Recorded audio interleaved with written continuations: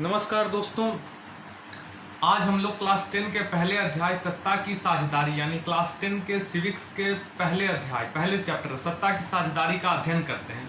दोस्तों क्लास 10 के पहले अध्याय सत्ता की साझेदारी के एनसीईआरटी बुक का हम लोग फॉलो करेंगे। एनसीईआरटी बुक बेस बुक रहेगा, उसके बाद आगे हम लोग काम करेंगे। दोस्तों सत्ता की साझेदारी हमने जिक्र कर दिया है। क्लास 10 का चैप्टर 1 है सत्ता की साझेदारी। दोस्तों यहाँ पे सबसे पहले ध्यान देने वाली बात यह है कि बेल्जियम और श्रीलंका दो राष्ट्र हैं। बेल्जियम का जिक्र करें तो बेल्जियम का जिक्र करें तो हरियाणा से इसकी एरिया कम है, यानी क्षेत्रफल जो है वो हरियाणा से कम है। बेल्जियम का क्षेत्रफल हरियाणा जो भारत का राज्य है, जिसकी राजधानी चंडीगढ़ है, जिसके मुख्यमंत्री भूपेंद्र मनोहर लाल खट्टर हैं, जिसके गृह मंत्री अनिल विज हैं, उसके एरिया से कम है बेल्जियम का राजधानी ब्रुसेल्स है। राजधानी इसका क्या है? ब्रुसेल्स है। दोस्तों सीमाएं इसकी लगती है फ्रांस, नीदरलैंड, जर्मनी और लग्जमबर्ग से। इसकी सीमाएं लगती है फ्रांस, नीदरलैंड, जर्मनी और लग्जमबर्ग से। देखिए दोस्तों, सबसे पहले इसका जो आबादी है उसका बनावट के दृष्टिकोण से हम लोग अध्ययन कर लेते हैं कि कैसे कहाँ की जनता उसकी कहाँ रहती है। दोस्तों देखिए 59% लोग फ्लेमिश इलाके में रहते हैं और डच भाषा का प्रयोग करते हैं, यानी कि बेल्जियम के 59% लोग फ्लेमिश इलाके में रहते हैं और डच भाषा का प्रयोग करते हैं। वही बाकी आबादी का बात करें तो 40% लोग वेलोनीला इलाके में रहते हैं और फ्रेंच भाषा का प्रयोग करते हैं। 40% लोग वेलोनीला इलाका में रहते हैं और फ्रेंच भाषा का प्रयोग करते हैं और 1% लोग जर्मन बोलते हैं। दोस्तों हम लोगों ने देख लिया कि 59%, 40% और 1%। दोस्तों सबसे पहले ध्यान देने वाली बात यह है, जो हम लोगों ने बेल्जियम का जिक्र किया जिसकी राजधानी ब्रुसेल्स है। दोस्तों यहाँ पे क्या हुआ, 1950-1960 के दशक में एक संघर्ष हुआ। संघर्ष किसके नाम हुआ? स्वाभाविक है कि जब भी होगा डच भाषा का होगा तो फ्रेंच भाषा का होगा, क्योंकि आबादी सेम है। इससे संघर्ष होने की संभावना बहुत कम है। कहाँ फिर 60%, कहाँ 1%।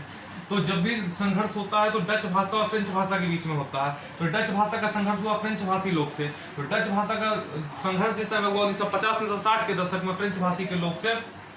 तो ये आबादी में भले ज्यादा है, 59% है, लेकिन आर्थिक समृद्धि की बात करें तो फ्रेंच भाषी लोग बेल्जियम में ज्यादा बढ़िया है एज कंपेरिजन टू डच भाषी लोग की अपेक्षा। दोस्तों आप देखिए उसी की अपेक्षा एक और देश आता है श्रीलंका। श्रीलंका की आबादी 2 करोड़ है। श्रीलंका में 74% सिंहली आबादी है। देखिए वहां पे दोस्तों दो प्रकार के जात या धर्म जो कहिए मानने वाले लोग हैं। एक सिंहली हैं, तमिल हैं। जाफना में जानते ही होंगे तमिल का आबादी है। मोदी जी गए थे तो अभी घरूर भी दिए थे, पिछली बार श्रीलंका में गए थे तो भारत के सहयोग से ही बना था। तो आबादी है 2 करोड़। 74% लोग सिंहली हैं जो कि बौद्ध धर्म मानते हैं। यानी श्रीलंका की आबादी के 74% लोग जो कि सिंहली हैं वो बौद्ध धर्म मानते हैं। 18% लोग तमिल हैं। 18% लोग तमिल हैं। तमिल में वही तमिलनाडु में जो भारत का तमिलनाडु जिसकी राजधानी चेन्नई है, चेन्नई सुपर किंग IPL भी खेलती है, धोनी कप्तान है। 18% लोग तमिल हैं। तमिल हिंदू मुसलमान दोनों कैटेगरी में आते हैं। तमिल जो है हिंदू मुसलमान दोनों कैटेगरी में आते हैं। तमिल में देखिए दोस्तों श्रीलंकाई मूल के तमिल अलग है, हिंदुस्तानी तमिल अलग है। दोस्तों तमिल में भी 2 प्रकार से हो गए, श्रीलंकाई तमिल और भारतीय तमिल। भारतीय तमिल और श्रीलंकाई तमिल हम बताएंगे बाद में। देखिए दोस्तों 7% लोग ईसाई हैं। श्रीलंका की आबादी में 7% लोग ईसाई हैं। अब दोस्तों क्या हुआ, देखिए इसमें टकराव हुआ 1950-60 के दशक में। इसमें भी टकराव हुआ है। इसमें सरकार के कारण भी टकराव हुआ है। दोस्तों इसका हम लोग अध्ययन कर चुके। अब आगे देखते हैं कि दोनों में टकराव के बाद क्या स्थिति उत्पन्न हुई और दोनों राष्ट्र आज किस मुकाम पर पहुंचे हुए हैं, इसका अध्ययन हम लोग आगे करेंगे। तब तक आप लोग एक स्क्रीनशॉट खींच सकते हैं।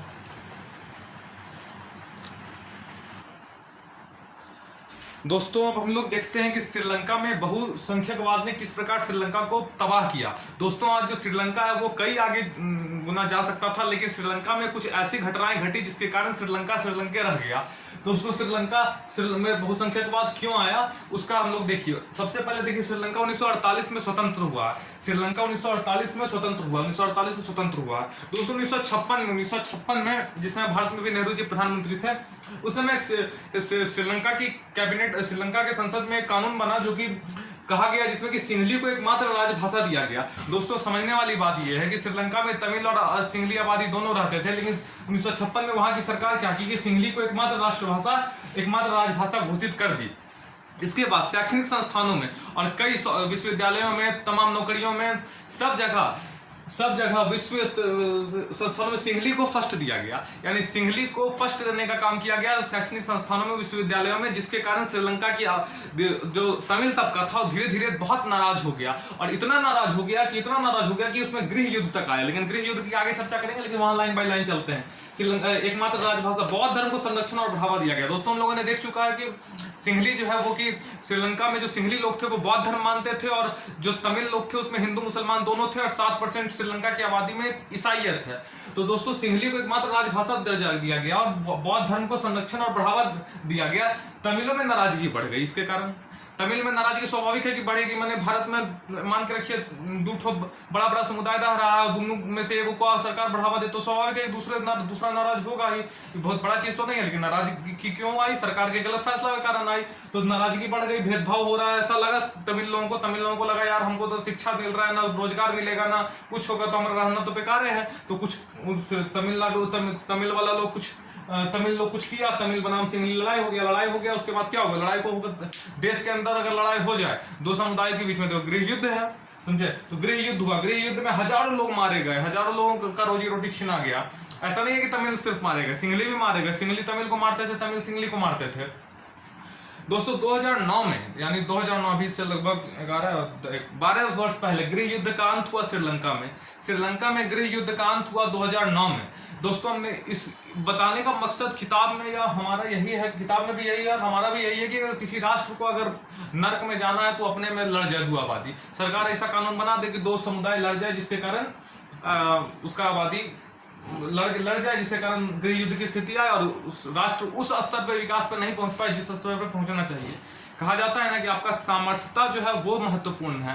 राम जी जिस समय जो गिलहरी था उसको ऐसे करके हंसोते थे, तो उस एक बानर पूछा था कि राम जी हल्का सा तो मतलब कि गिलहरी जो है वो तो थोड़ा थोड़ा ला रहा है, हल्का हल्का। राम जी बोले थे कि देखो तुम जितना सामर्थ्यवान हो उतना हिसाब से ला रहे हो, ये भी जितना सामर्थ्यवान है उससे ज्यादा ला रहा है।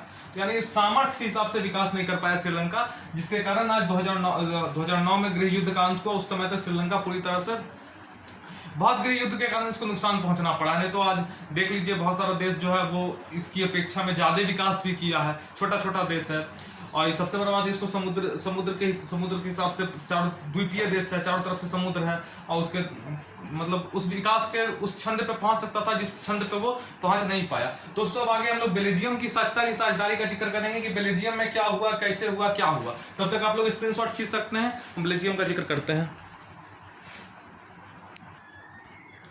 दोस्तों हम लोगों ने श्रीलंका की साझेदारी देख लिया, अब हम लोग बेल्जियम की साझेदारी देखने का काम करते हैं।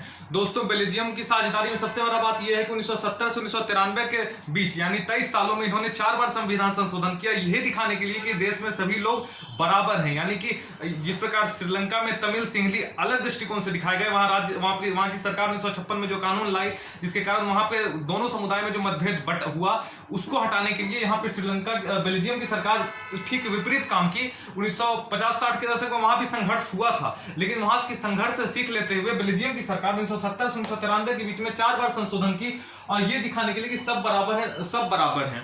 यानी कि वहां पे जो डच आबादी है, फ्रेंच आबादी है, जर्मन आबादी है, डच फ्रेंच जर्मन आबादी है, तीनों वहां पे बराबर है, तीनों को सरकार के तरफ से समान दृष्टिकोण से देखा जाएगा। इस चीज को दिखाने के लिए वहां की सरकार 1970 से 93 के बीच में 4 बार संविधान संशोधन किया। यानी देख सकते हैं दोस्तों वहां की सरकार कितनी प्रोएक्टिव तरीके से उस समय काम की, ताकि जो गृह युद्ध की संभावना उस समय बन सकती थी या बन चुकी थी उसको हटाने के लिए कितने अच्छे तरीके से बेल्जियम की सरकारों ने काम किया। राज्य सरकार केंद्र के अधीन नहीं है, बेल्जियम में राज्य सरकार का अपना दायरा है, केंद्र सरकार का अपना दायरा है। ब्रुसेल्स में अलग सरकार है। देखिए दोस्तों वहां पे ब्रुसेल्स में जर्मन लोग रहते थे, अधिकतर हम चर्चा किया, तो ब्रुसेल्स वहां की राजधानी में अलग सरकार है, दोनों समुदाय का समान प्रतिनिधित्व है वहां पे। देखिए दोस्तों वहां पे एक और व्यवस्था लागू किया कि मैंने मंत्रियों की संख्या तक बांट दी गई कि मैंने अगर मान के रखिए 10 मंत्री है तो 5-5 को दोनों से आएगा, ताकि दोनों समाज को लगे कि एक समान प्रतिनिधित्व है। तीसरे स्तर की सरकार भी वहां पर है, तीसरे स्तर की समुदाय है सामुदायिक सरकार। दोस्तों बेल्जियम में तीसरे स्तर की सरकार भी है, भारत में भी त्रिस्तरीय शासन व्यवस्था है, केंद्र सरकार, राज्य सरकार, नगर पंचायत, 73वां संविधान संशोधन हुआ है। 11वां अनुसूची 12वां अनुसूची में आता है। तीसरे स्तर की सरकार है सामुदायिक सरकार। दोस्तों देखिए, डच, फ्रेंच और जर्मन सामुदायिक सरकार को चुनते हैं, यानी डच, फ्रेंच और जर्मन सामुदायिक सरकार को चुनते हैं। और सामुदायिक सरकार का कार्य क्या है? सांस्कृतिक, शिक्षा, भाषा जैसे मसलों पर फैसला लेने का अधिकार है सामुदायिक सरकार के पास। तो दोस्तों हम लोगों ने श्रीलंका का तो देखा था, इस बार बेल्जियम की सत्ता की साझेदारी भी देख लिया। पता चल गया होगा दोस्तों आप लोगों को कि क्या चीज इसमें दोनों में अंतर रहा। दोनों में सबसे बड़ी अंतर यही रही कि एक जो सरकार है वो लेकर के चली सिर्फ एक समुदाय को, जिसके कारण उस राष्ट्र का उतना विकास नहीं हो पाया जितना होना चाहिए था। लेकिन बेल्जियम की सरकार जो है वो अपने स्तर पे चली और दोनों समुदाय को एक साथ लेकर के चली। तो गलत आदमी को ठोकबो की होगी, जो भी गलत समुदाय में लोग हैं उसको ठोकना भी चाहिए।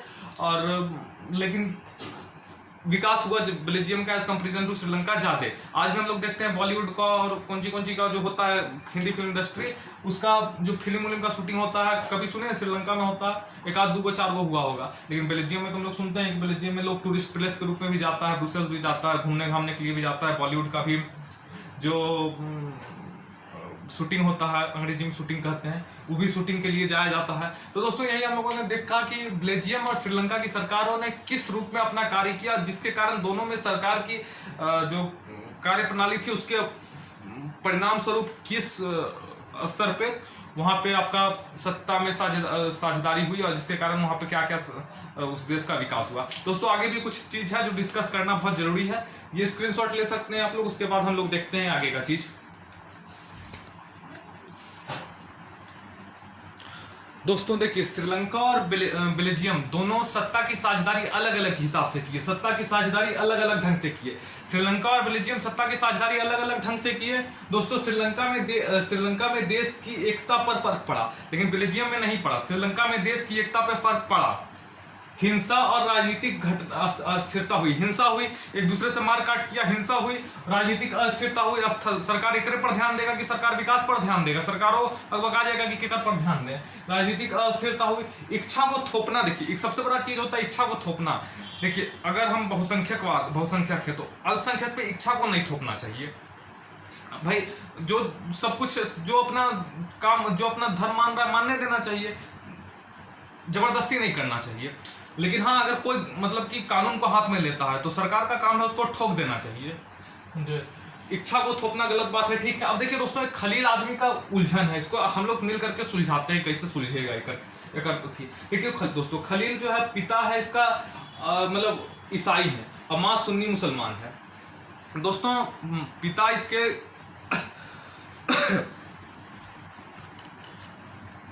दोस्तों खलील की उलझन यही है कि इसके पिता ऑर्थोडॉक्स ईसाई हैं और मां सुन्नी मुसलमान है। दोस्तों हम लोग जानते हैं लेबनान की राजधानी बेरूत है, लेबनान की राजधानी बेरूत है। बहुत अभी भी दोस्तों झगड़ा में पड़ा हुआ है, अभी रिसेंट का बात है। दोस्तों देखिए वहां पे एक नियम, वहां पे गृह युद्ध हुआ, गृह युद्ध के बाद उसका एक नियम बनाया गया कि वहां के राष्ट्रपति मेरोनाइट पंथ का कैथोलिक ही बन सकता है। यानी राष्ट्रपति जब भी बनेगा वो मेरोनाइट पंथ का कैथोलिक ही बनेगा। कैथोलिक प्रोटेस्टेंट ईसाई का एक प्रकार है। पीएम जो होता है वहां का प्रधानमंत्री सुन्नी मुसलमान बन सकता है, प्रधानमंत्री सुन्नी मुसलमान बन सकता है। दोस्तों उपराष्ट्रपति वहां का कौन बन सकता है? ऑर्थोडॉक्स ईसाई। देखिए दोस्तों मेरोनाइट पंथ का कैथोलिक राष्ट्रपति बन सकता है, पीएम बन सकता है सुन्नी मुसलमान और उपराष्ट्रपति बन सकता है ऑर्थोडॉक्स ईसाई। और संसद अध्यक्ष यानी लोकसभा अध्यक्ष बन सकता है कोई शिया मुसलमान। दोस्तों शिया सुन्नी विवाद भी चल रहा है, अभी उस विवाद में हम लोगों को पढ़ना नहीं है। पीएम बन सकता है सुन्नी मुसलमान और संसद अध्यक्ष बन सकता है शिया मुसलमान। दोस्तों देखिए ये जो हुआ समझौता, जिसके कारण एक चीज कहा गया कि दोस्तों जो ईसाई लोग हैं जो फ्रांस से संरक्षण मांग रहा है यहाँ पे, वहां भी अलग अलग धर्म के होता है तो स्वाभाविक है जहाँ बर्तन रहेगा वहां झगड़े करेगा। तो ईसाई जो है वो फ्रांस से संरक्षण मांगेंगे नहीं। अब ईसाई जो है वो फ्रांस से संरक्षण नहीं मांगेंगे क्योंकि ईसाई को 2 जगह मिल गया, उपराष्ट्रपति भी मिल गया और एक प्रकार से राष्ट्रपति भी मिल गया। और मुसलमान लोगों को भी शिया सुन्नी में अलग करके वो पीएम बना दिया, वो संसद का अध्यक्ष बना दिया। दोस्तों ईसाई फ्रांस से संरक्षण नहीं मांगेंगे, मुसलमान सीरिया से नहीं मांगेंगे। सीरिया में भी देखिए दोस्तों बहुत ज्यादा विवाद हो रहा है, पूरा गृह युद्ध हो गया है। अभी क्या कहिएगा बोलेंगे। फ्रांसो में देखिए वहां पे भी इधर उधर का चीज हो गया है, इमैनुअल मैक्रोन वहाँ के प्राइम मिनिस्टर है। दोस्तों यहाँ पे देखिए, अब खलील का एक उलझन है कि नहीं अपन बाबूजी के धर्म मानता है ना अपन माई के धर्म मानता है। तो अपन ना बाबूजी के धर्म मान रहा है ना माई के धर्म मान रहा है, तो ये मान रहा है अपने हिसाब से चल रहा है, तो अच्छा बात है, अपना स्वतंत्रता है भाई, स्वतंत्र देश में रह रहे हो तुमको, लेकिन जो धर्म मानना है मानो। लेकिन अगर कुछ दिक्कत है, ना यही धर्म मान रहा है ना यही धर्म मान रहा है। अब एक पिता है ऑर्थोडॉक्स ईसाई, और ऑर्थोडॉक्स ईसाई ही उपराष्ट्रपति बन सकता है, और माँ है सुन्नी मुसलमान, तो सुन्नी मुसलमान कौन जी बन सकता है, देखिए पीएम बन सकता है। अब एक राष्ट्रपति बनना है तो कैसे बनेगा, राष्ट्रपति बनना है तो कैसे बनेगा? हाँ, आप इसका सुलझाइएगा, राष्ट्रपति कैसे बनेगा। लिख देते हैं दोस्तों, करियका से नहीं लिखते हैं, इससे लिखते हैं ब्लू वाला से, चलो वो नहीं करता। राष्ट्रपति कैसे बनेगा, राष्ट्रपति कैसे बनेगा दोस्तों, आप सुलझाइए इसका मैटर। और तब तक एक छोटा सा टॉपिक बच चुका है क्लास 10 के पहले चैप्टर के, मतलब थोड़ा सा बचा हुआ है, तब तक आप लोग राष्ट्रपति समझाइए। और जस्ट हम लोग एक स्क्रीनशॉट ले लीजिए, इसके बाद हम लोग लास्ट चीज देख लेते हैं कि थोड़ा सा जो बचा हुआ है, उसके बाद क्लास 10 का पहला चैप्टर समाप्त। दोस्तों चैप्टर के अंतिम में है सत्ता की साझेदारी का रूप, यानी सत्ता का साझेदारी किस प्रकार होना चाहिए उसका डिस्कस करना बाकी रह गया था, जो अभी हम लोग करेंगे और अंततः इस चैप्टर को समाप्त कर देंगे। समाज के विभिन्न समूहों और उनके विचारों को उचित सम्मान मिलना चाहिए। दोस्तों देखिए, समाज के विभिन्न समूह सब अपने अपने हिसाब से देश के लिए काम कर रहे हैं, तो स्वाभाविक है कि सब देश में रह रहे हैं, उनके विचारधारा भी है, तो उनकी भी बात सुनी जानी चाहिए, इससे देश मजबूत होता है। ऐसा तो नहीं है कि एक विचारधारा ही पूरे देश को अच्छा लगे, हो सकता है अलग विचारधारा भी अच्छा लगे, तो सबकी सुननी चाहिए। ज्यादा से ज्यादा लोगों को राजनीतिक सत्ता में हिस्सेदारी मिलनी चाहिए। देखिए दोस्तों, अगर मान के रखिए हर एक क्षेत्र से आएगा तो वहां की समस्या भी लाएगा, जैसे कि कोई उड़ीसा से आया, कोई झारखंड से आया, कोई पश्चिम बंगाल से आया, कोई नॉर्थ ईस्ट से आया, कोई दक्षिण भारत से आया, तो वहां के समस्या का समाधान कब होगा, जब वहां के लोग सत्ता के साझेदार करेंगे और वहां की समस्याओं को बताएंगे, और वहां की समस्या का समाधान होगा कब, जब वहां के लोग आएंगे। तो वहां के लोग आएंगे तो क्या हुआ, ज्यादा से ज्यादा लोगों को राजनीतिक सत्ता में साझेदारी हुई, अलग अलग क्षेत्र के आए, पहले 4 राज्य मान के रखिए है, अब 28 राज्य है, तो यानी कि अलग अलग क्षेत्र के लोग आएंगे तो सत्ता के साथ लोगों को राजनीतिक सत्ता में हिस्सेदारी मिलेगी, तो वहां पे आपका ज्यादा विकास होगा, क्योंकि वहां की समस्याओं का समाधान होगा, तो ज्यादा विकास स्वाभाविक है होगा। सत्ता का क्षैतिज वितरण किसको कहते हैं? देखिए दोस्तों, सत्ता का क्षैतिज वितरण क्या होता है? विधायिका, कार्यपालिका और न्यायपालिका के बीच शक्तियों का बंटवारा सत्ता का क्षैतिज वितरण है। दोस्तों देखिए, विधायिका, न्यायपालिका और कार्यपालिका समाज के सत्ता के तीनों अंग है। न्यायपालिका यानी सामान्य शब्दों में समझ लीजिए ना, जज जो सुप्रीम कोर्ट, हाई कोर्ट, वही न्यायपालिका है। विधायिका जिसको चुन करके भेजते हैं, चाहे वो विधायक हो, संसद हो, ये सब चीज जो है विधायिका में आता है। कार्यपालिका में आता है वो लोग जो विधायिका द्वारा बनाए गए कानून, यानी नेता लोग जो कानून बनाता है उसको जो एग्जीक्यूट करते हैं, यानी अनुपालन जो करवाता है, उसको जो नीचे तक पहुंचाता है, उसमें आपको आ गया कार्यपालिका। दोस्तों अब देखिए, तीनों का अलग अलग क्षेत्र है। अब तीनों एक दूसरे के साथ, मतलब एक दूसरे के कार्य में हस्तक्षेप नहीं कर सकता। अगर हस्तक्षेप करेगा तो ये बहुत ही गलत बात होगा। तो यानी कि सत्ता का क्षैतिज वितरण है, विभिन्न स्तरों पर सत्ता का बंटवारा है। अब देखिए दोस्तों, केंद्र सरकार, राज्य सरकार और स्थानीय स्तर पे सरकारें होती हैं। स्थानीय स्तर पे दोस्तों बेल्जियम में देखा हम लोगों ने, स्थानीय स्तर पे सामुदायिक सरकार थी, आगे चर्चा करेंगे।